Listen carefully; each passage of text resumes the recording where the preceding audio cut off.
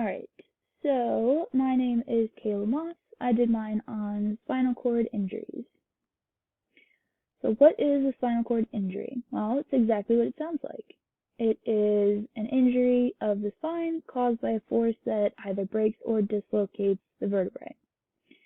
Pieces of the vertebrae can tear the cord, or sometimes the nerves can just be compressed. There are two types. There's complete and there's incomplete. So for a complete, there's nerve signals that are not able to be sent past the injury site. This will result in paralysis below the injury site. For an incomplete, the nerve signals can be sent past, however, the movement and sensations are going to be limited. So here's the anatomy of the spinal cord. Here we can see the cervical, into the thoracic, into the lumbar, into the sacral. And then this part right here is just showing like the inside of, this is like a little cross section taken out. So right in here, this is the spinal cord.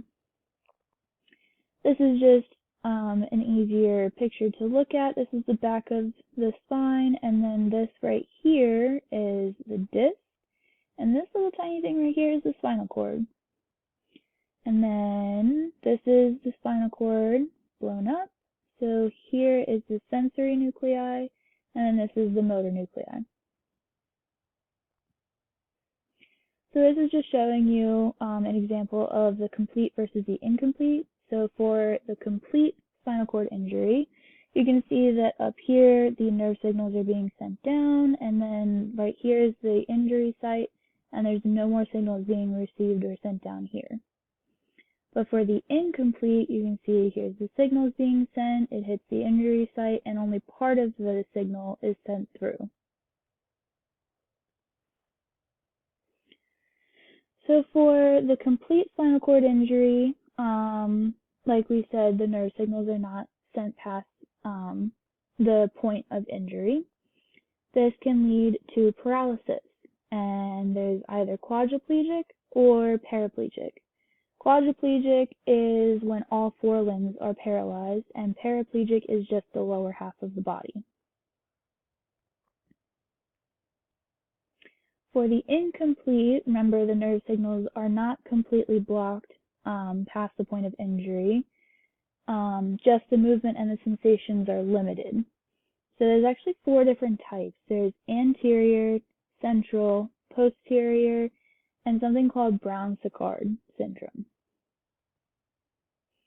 So for the anterior cord syndrome, this is where the front 2/3 of the spinal cord are injured. So this will result in a complete loss of motor function, but restricted sensations due to just the blocked blood flow.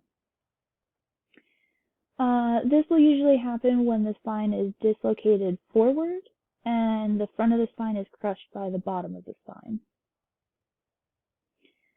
For the central cord syndrome, the damage is actually done to the middle of the spine. So think of like a car accident, for example. When a person's in a car accident, sometimes they'll be thrown forward and then their head will kind of snap forward.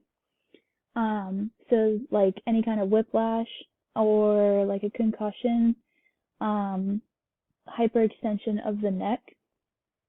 And this is actually the most common incomplete injury. It accounts for 15 to 25% of all incomplete injuries. And the weakness is mostly in the arms rather than the legs for this one. The sensitivity to sensations vary in like the upper back and the back of the arms. And pain, temperature, and light touch are affected as well. So like if a person is leaning against something hot, they may not feel it at all, or they may not feel it right away, which can cause damage to the skin. For the posterior cord syndrome, this is when there's damage to the back of the spinal cord. This is actually less common, and this one results in like a loss of knowing where your body is in space, which is known as proprioception. And touch sensations are also affected in this one as well. So strength and sensitivity to pain and temperature is not really changed in this one though. For the Brown-Séquard syndrome, this one is when there's damage due to either the left or the right side of the spine. This will actually result in loss of movement on the side of the injury. So say you have the injuries on the left side of the spine, then the movement will be lost on the left side of the body.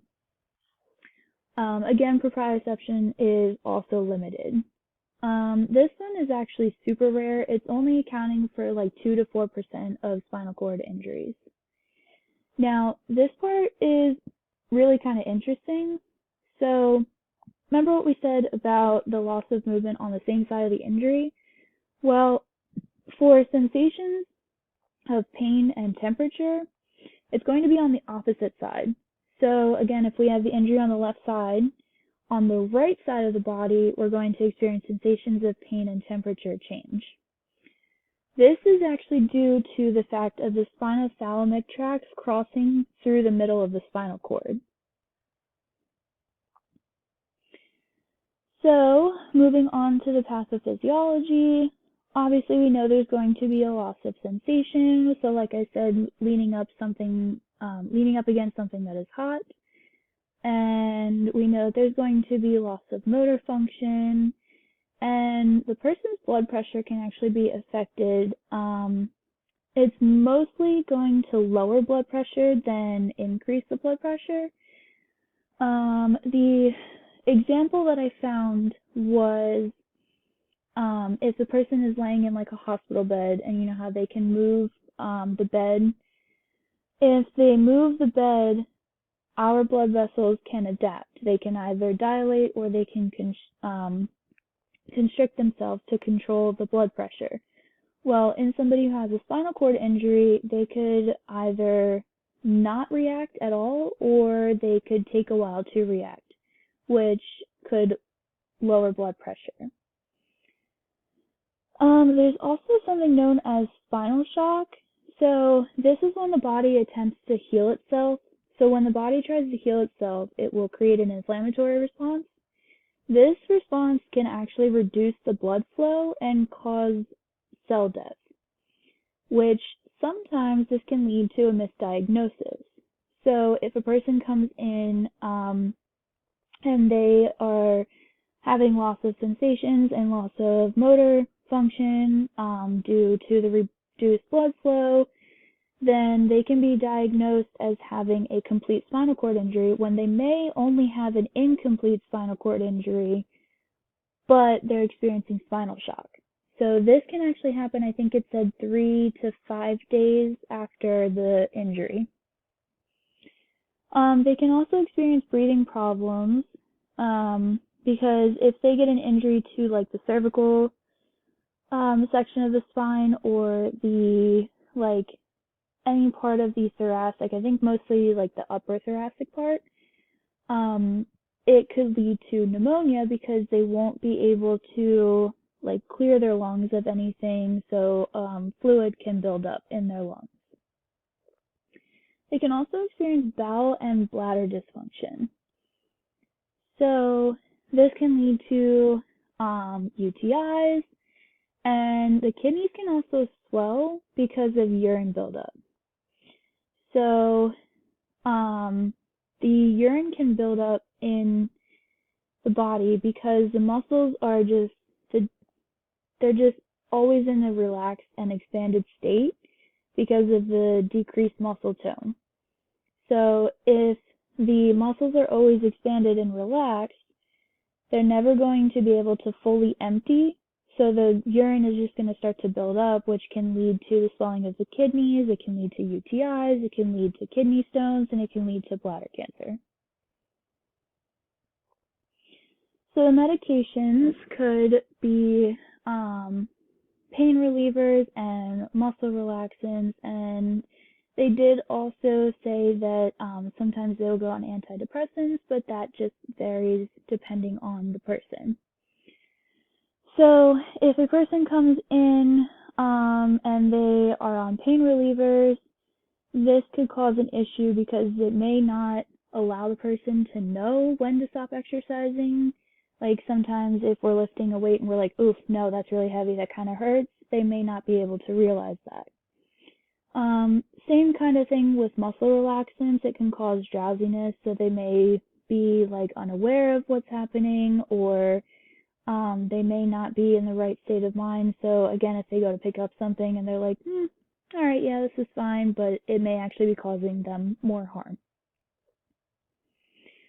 So the benefits of exercise are pretty much the same for everybody. It can improve energy levels, it can boost their mood, decrease the risk of heart disease, it can improve their blood sugar, it can strengthen the muscles, and it also said that it can kind of like create a more feeling of like independence for them, and boost their self-confidence.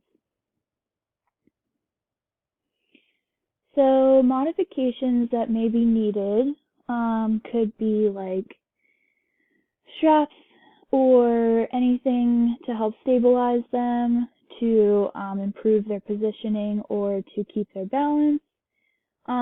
They may also need like wrist wraps to help just improve the grip. So like if they're using dumbbells or something and they may have a weak grip, you may want to have them use some wrist wraps just to make sure that they've got a good grip on it. They may also need help supporting themselves, and electrical stimulation can also be used usually like after the workout to help the muscles below the point of injury relax. So here I have an example of an exercise prescription. So for aerobic, I have about 4 days a week, intensity being 40 to 60% of their heart rate reserve, and a time of 30 minutes. When they're first starting out, it's definitely not going to be 30 minutes. It'll probably be more like maybe 5 or 10 minutes. They can do things like hand cycling, they can do the rowing machine, swimming would be a great option for them. The tests that I would use for aerobic would probably be the arm ergometer. Depending on how severe the injury is, we could also use the pharmacological stress test.